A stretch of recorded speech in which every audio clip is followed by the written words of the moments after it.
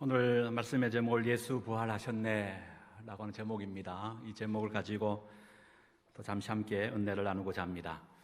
2019년 부활주의를 맞이하면서 독일의 일간지인 슈켈지가 독일에 사는 가톨릭과 개신교 신자들 대상으로 설문을 했습니다. 첫 번째 질문이 당신은 신의 존재를 믿습니까? 여러분, 좀 황당한 질문 같지 않습니까?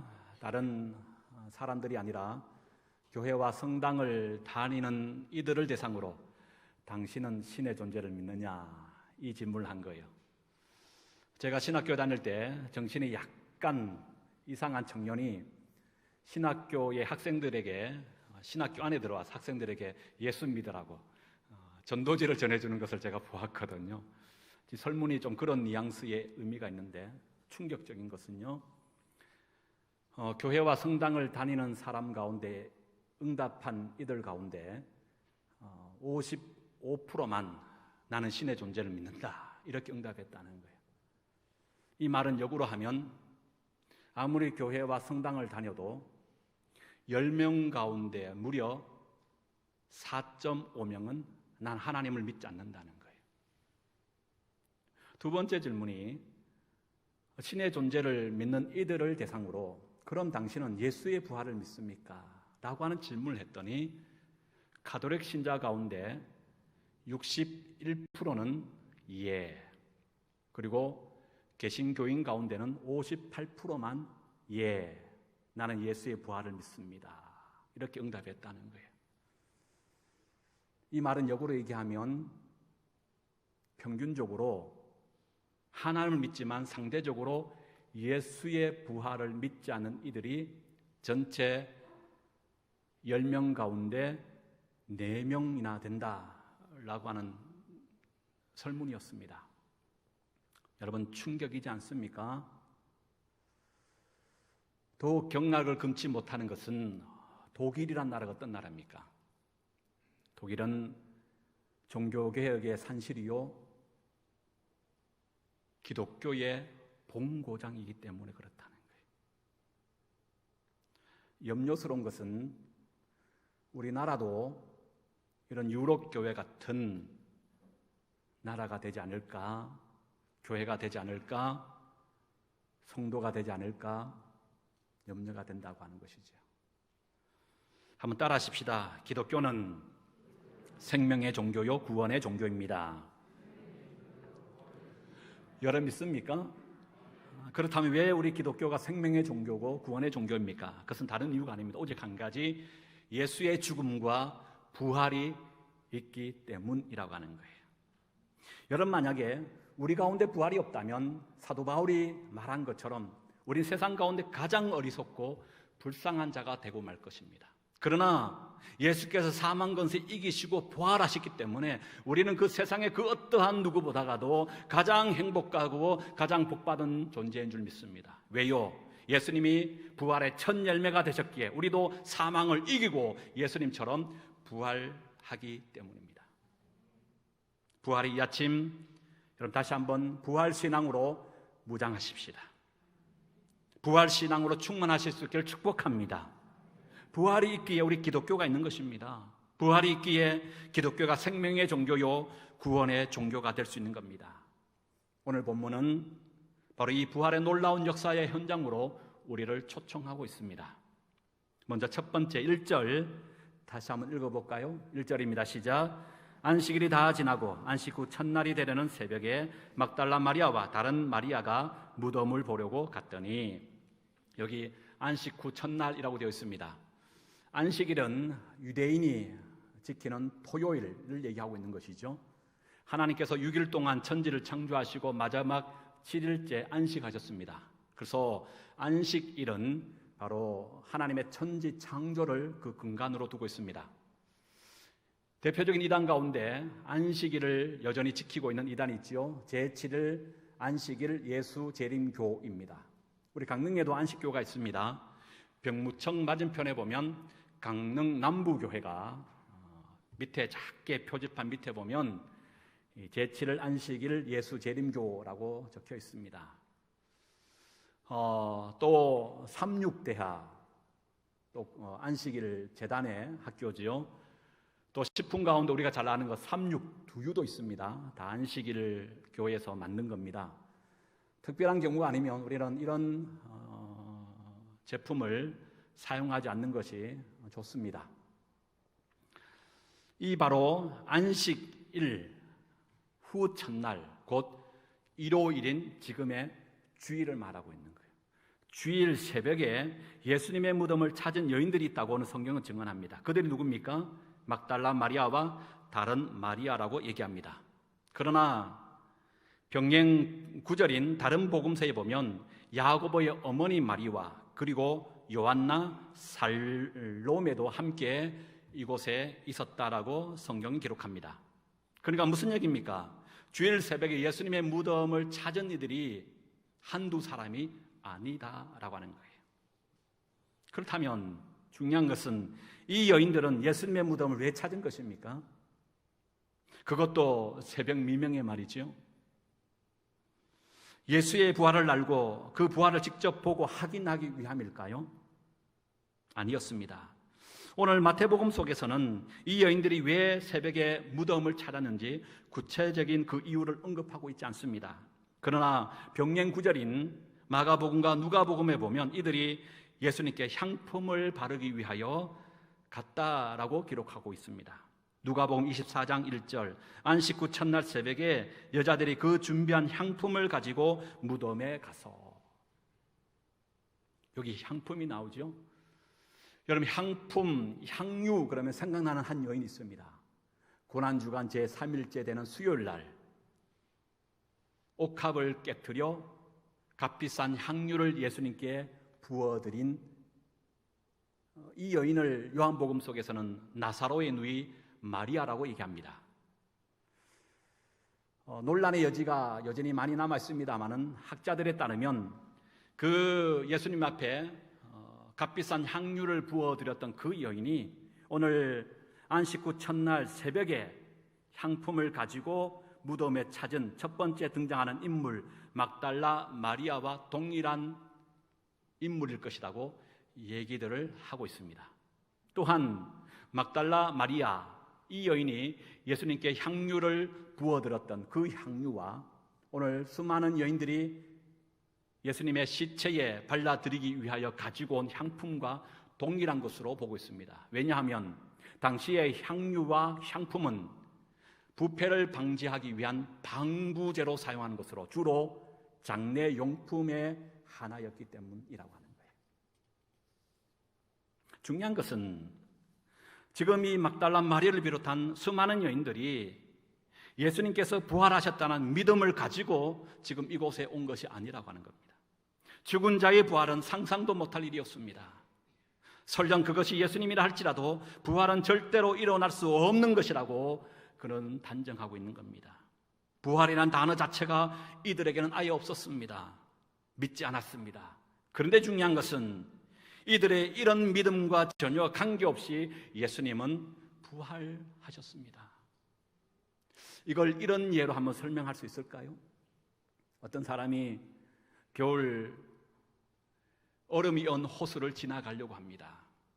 이때 얼음을 언 호수를 가로질러 지나가는데 무사히 지나갈 수 있는 경우는 어떤 경우일까요? 첫 번째, 이 얼음은 반드시 꽁꽁 얼었을 것이라고 하는 확신과 그의 태도에 달려있다. 두 번째, 아니면 얼음의 상태이다. 여러분, 얼음이 언 호수를 가로질러 지나가기 위하여 필요한 것이 있다면 두 가지 가운데 어떤 것입니까? 두 번째 경우지요. 아무리 얼음 위를 지나가려고 하는 자가 이 얼음은 반드시 꽁꽁 얼었다라고 확신에 찬 태도를 가지고 있다 할지라도 그의 태도와 확신과 관계없이 얼음이 꽁꽁 얼지 않았다면 그는 지나다가 얼음이 깨져 물에 빠져 죽고 말 것입니다. 그러나 반대로 이 얼음은 꽁꽁 얼지 않았어. 살얼음판이야. 조심조심 간다 할지라도 그 얼음이 꽁꽁 얼었다면 그는 무사히 얼음 위를 지나갈 수 있지 않겠습니까? 바로 이걸 얘기하고 있는 거예요. 막달라 마리아와 많은 여인들은 예수님의 부활을 믿지 않았다고 하는 거예요. 그저 장래의 하나의 한 절차와 형식으로 예수님의 시체에 그 향품을 발라드리기 위하여 새벽 민명에 갔다가 예수님은 부활한 겁니다. 그들의 믿음과 관계없이 예수님은 부활하셨다라고 하는 거예요. 그렇다면 우리가 어떻게 예수님의 부활을 알 수 있느냐라고 하는 거지요. 오늘 2절 다시 한번 읽어볼까요? 2절입니다. 시작. 큰 지진이 나며 주의 천사가 하늘로부터 내려와 돌을 굴려내고 그 위에 앉았는데, 여기 큰 지진이 났다 그랬습니다. 원문에 의하면 큰 지진이 났다 다음에 이유를 나타내는 접속사 가르, 왜냐하면이란 단어가 속하여져 있습니다. 그 직역하면 큰 지진이 났다, 왜냐하면 주의 천사가 하늘로부터 내려와 돌을 굴렸기 때문이다. 요즘 우리나라 장례 문화는 한때는 매장들을 주로 했습니다만 요즘은 하장을 주로 하지요. 가끔은 수목장도 하시는 분들이 있더라고요. 그러나 유대 사회 속에서의 장례 문화는 우리와 완전히 다릅니다. 이들은 돌무덤을 사용합니다. 자연동굴이나 아니면 인위적으로 굴을 파서 거기에 죽은 자의 시체를 안치하는 겁니다. 그리고 짐승이나 도적들이 시신을 훼손하거나 훔쳐가지 못하도록 돌로 그 입구를 막아버리는 거예요. 지금 예수님의 무덤이 바로 이런 무덤이라고 하는 겁니다. 그런데 무덤을 막고 있던 돌을 천사가 치웠다라고 오늘 성경 분명히 기록하고 있죠. 닫혀 있어야 할 무덤이 활짝 열렸다고 하는 거예요. 그렇다면 또 한 번의 질문을 할 수 있죠.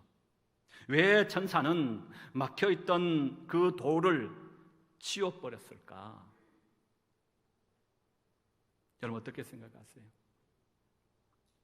혹시 예수님께서 다시 사셨기 때문에 무덤 밖으로 나가기 위해서는 이 돌무덤이 무덤 밖으로 나가는 걸림돌이 되었기 때문에 천사가 이 돌을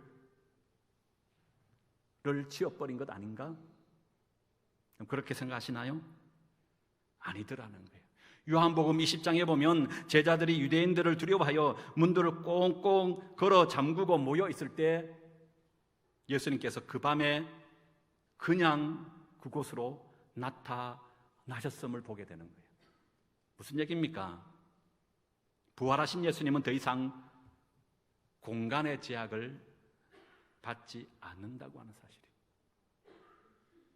아무리 크고 무거운 돌이 놓여 있다 할지라도 예수님을 결코 가둬놓을 수 없었다고 하는 말입니다. 그렇다면 천사가 그 돌을 굴려놓은 이유가 무엇입니까? 그건 다른 이유가 아닙니다. 오직 사람들로 하여금 무덤이 비어 있음을 보게 하기 위함이라고 하는 거예요. 빈 무덤을 통해서 예수님의 부활을 증거하기 위함이었다고 하는 겁니다. 그러기에 무덤의 입구에 있던 돌이 굴러진 것은 예수님을 위한 것이 아니고 예수님을 따르는 사람들이 예수님의 부활을 믿도록 하기 위함이었습니다. 막았던 돌이 굴러진 무덤 안에 예수님의 시신은 더 이상 없습니다. 그 무덤은 열린 무덤입니다. 그 무덤은 빈 무덤입니다.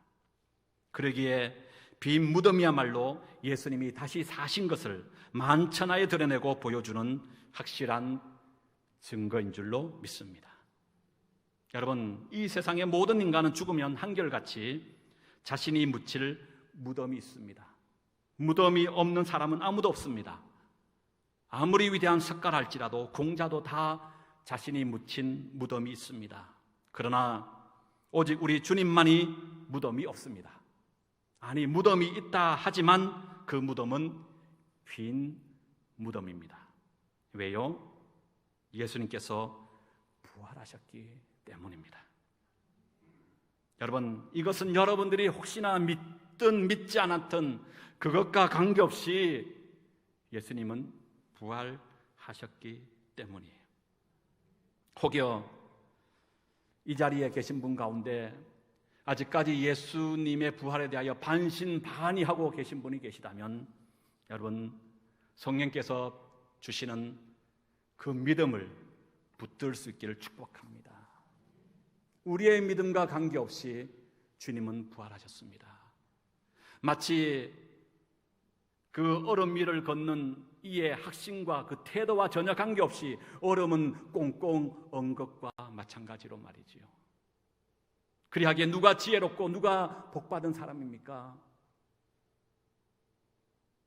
예수의 부활을 믿고 고백하는 자라고 하는 겁니다. 그리고 오늘 본문 5절과 6절을 계속 볼까요? 5절과 6절 봅니다. 천사가 시작. 십자가에 못 박히신 예수를 너희가 찾는 줄 내가 아노라. 그가 여기 계시지 않고 그가 말씀하시던 대로 살아나셨느니라. 와서 그가 누우셨던 곳을 보라. 여기 마지막 6절 하반절에 보니까 그의 누우셨던 것을 보라 라고 되어 있습니다.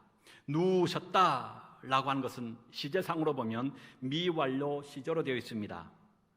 이 미완료 시제라고 하는 것은 과거의 행동이 지금까지 계속되고 있다, 그런 의미를 가지고 있는 거예요. 이게 무슨 말입니까? 금요일 날 오후 3시에 예수님께 십자가에 운명하시고 난 이후부터 돌무덤에 안치되시면서부터 부활하시기 직전인 안식 후 첫날 새벽 미명까지 예수님의 시신은 어디에 있었다고요? 바로 돌무덤 그곳에 안치되어져 있음을 말하고 있다는 거예요. 이것은 두 가지 놀라운 예수님의 죽음에 대한 세간의 잘못된 인식을 반박하는 것이기도 합니다. 첫 번째 어떤 내용이 있냐면 예수님은 십자가에서 죽은 것이 아니다. 십자가에서 죽은 것이 아니고 예수님은 살아셔서 인도로 가셔서 인도에서 선교를 하셨다. 혹시 아마 이런 얘기를 들어보신 분이 계실 거예요. 이 얘기가 굉장히 많습니다. 책으로도 나왔어요. 예수님이 십자가에 죽은 것이 아니고 거기에서 살아서 인도로 가 선교하셨다. 그러니까 그가 누우셨다 라고 하는 이 단어를 통하여 이걸 정면으로 반박하고 있는 거예요. 예수님은 십자가에서 산 것이 아니고 예수님은 십자가를 위하여 인류의 모든 죄를 짊어지시고 친히 어린 양이 되셔서 죽으셨다는 거예요. 두 번째가 있어요. 때로는 사람들이 빈 무덤이라는 것은 예수님의 시체를 누가 훔쳐갔다. 맞다 아니다? 그것 또한 아니다라는 것을 오늘 이 한 구절을 통하여 우리에게 소개하고 있다고 하는 거예요. 그리고 그들에게 이렇게 명령하지요. 마지막 6절에 보니까 보라라고 되어 있습니다. 보라는 과거 명령형입니다. 누우셨던 것을 지금 당장 확인하고 과거 예수님이 부활할 것을 말씀하셨던 그 말씀대로 부활하셨음을 믿으라라고 하는 확신에 찬 선포입니다. 그렇다면 여러분, 이 명령은 비단 막달라 마리아와 여인들에게만 국한된 말씀일까요? 오늘 비록 이 자리에 앉아 예배를 드리고 있지만 여전히 마음 한 곳에서 예수의 부활을 믿지 못하고 의심하는 분이 계시다면 바로 여러분들에게 하나님이 말씀하고 계신 줄로 믿습니다. 그의 누우셨던 것을 보라라고 하는 거예요. 믿으라고 하는 것입니다. 의심하지 말고 확신하라고 선포하고 있는 것입니다. 그리고 마지막 8절과 9절을 보십시다. 그 여자들이 시작. 그 여자들이 무서움과 큰 기쁨으로 빨리 무덤을 떠나 제자들에게 알리려고 다름질할세 예수께서 그들을 만나 이르시되 평안하냐 하시거늘 여자들이 나아가 그 발을 붙잡고 경배하니. 여러분, 예수의 부활을 믿지 못했던 막달라 마리아를 비롯한 여인들에게 더욱 결정적인 예수의 부활의 증거가 있다면 뭡니까? 그들이 부활하신 예수님을 만났다라고 하는 사실이에요. 여러분, 그렇습니다. 부활하신 예수님과의 만남만큼이나 결정적인 증거가 또 어디 있겠습니까?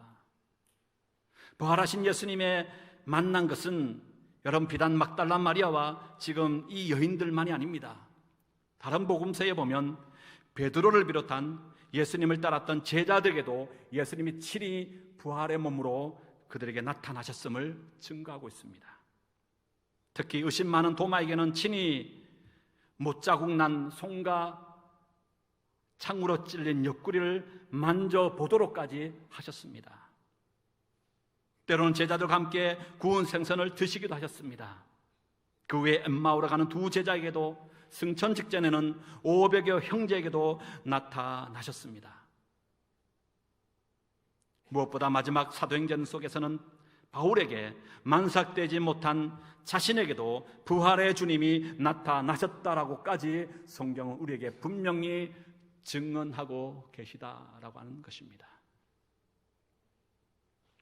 말씀을 마칩니다. 사랑하는 여러분, 예수님은 부활하셨습니다. 사망 권세 이기시고 부활하셨습니다. 이것은 우리의 믿음과 관계없이 역사적인 팩트요 사실입니다.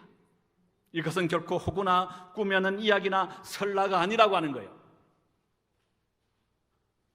이 부활을 믿는 자는 살 것이고 영생을 누리게 될 줄로 믿습니다. 나는 부활이요 생명이니 나를 믿는 자는 죽어도 살겠고 무릇 살아서 믿는 자는 영원히 죽지 아니하리라. 부활신앙으로 다시 한번 무장하셔서 금생뿐만 아니라 내세에서도 영원히 사는 저와 여러분 우리 모두가 될 수 있기를 주의 이름으로 축복합니다.